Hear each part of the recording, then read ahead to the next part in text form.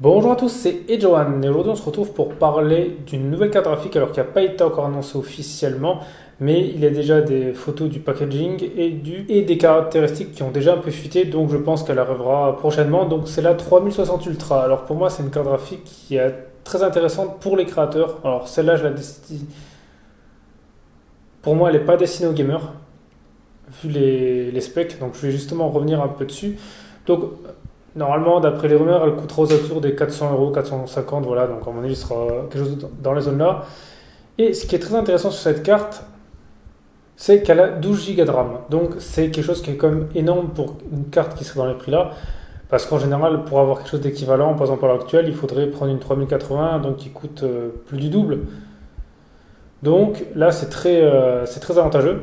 Donc ce sera de la RAM DDR6, ça ne sera pas de la X. Bon, donc après là, il faut s'y attendre. Et qu'est-ce qu'il y a en contrepartie? Parce que c'est sûr que vu qu'elles sont concurrentes avec la TI, et ben en fait c'est qu'il y a beaucoup moins de coups d'accueil, c'est-à-dire qu'il y a 1000 CU d'accueil en moins.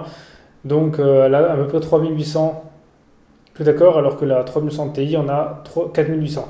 Donc voilà la différence. Alors c'est pour ça que moi je la mets que pour les créateurs, parce que on va dire en jeu pour moi c'est vraiment pas ce qu'il faut acheter, parce que une carte en jeu, ok la VRAM c'est important, mais la puissance c'est beaucoup plus important. Quitte à choisir, il vaut mieux avoir une carte qui a plus de cœur qu'il y a une qui a plus de RAM, parce que puis la preuve même dans les tests haut de gamme, quand on voit par exemple justement des cartes avec plus de RAM, en général c'est très très peu de puissance en plus. Donc ce qui compte pour le jeu c'est vraiment la puissance brute. Donc c'est pour ça que là c'est plus pour le créateur, parce que le créateur justement quand on fait un rendu 3D, et ben les grosses scènes il y a besoin de RAM, de VRAM, donc c'est ça le plus important. Et que la puissance de la carte, en fait, ça va jouer sur la rapidité de l'exécution de la tâche. Mais le problème, c'est que faut-il déjà pouvoir faire son rendu de la scène, parce que des fois, justement, on peut avoir plein de puissance, mais s'il n'y a pas assez de VRAM, et ben malheureusement, la scène va barrer, le rendu risque de cracher, quoi. Donc, le plus important, c'est ça. Alors, pourquoi elle est hyper intéressante? Parce qu'on va dire au prix là, donc déjà, on a 12 Go de RAM.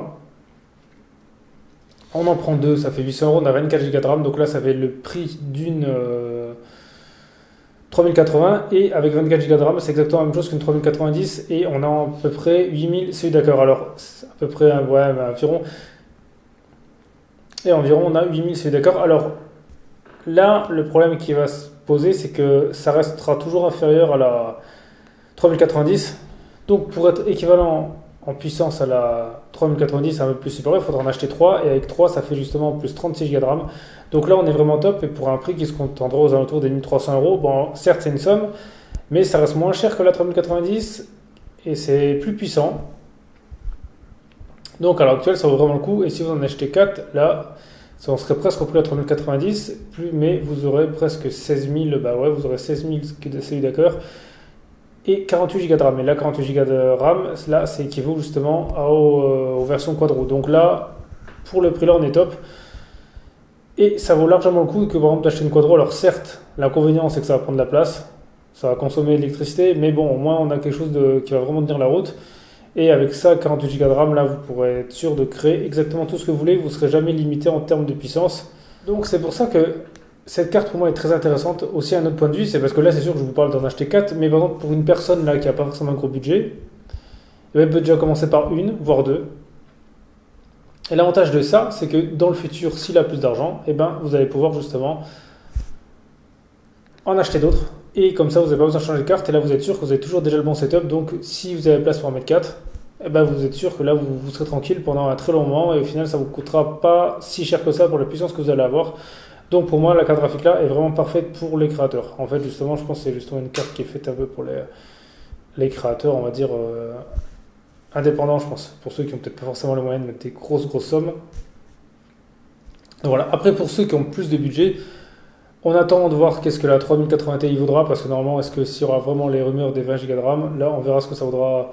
Mais quoi qu'il arrive, je pense qu'en termes de rapport qualité-prix, 4 3060 Ultra vaudra toujours le coup comparé à même si on n'achète que 2 3080 Ti, parce qu'il y aura déjà plus de VRAM. Je pense que c'est le meilleur combo. Après, il faudra juste que vous ayez un boîtier assez grand pour les rentrer, et que la facture et que vous vérifiez aussi votre alimentation, parce que 4, il faudra voir combien sera la consommation. À mon avis, il faudra une alim qui prendra au moins facile dans les 1200, 1300, voire peut-être 1500 watts pour être large. Et aussi, bon, l'électricité qui va coûter, à mon avis, une blinde. Mais bon, à part ça, voilà. Donc, c'est vrai que cette carte, pour moi, va être très intéressante.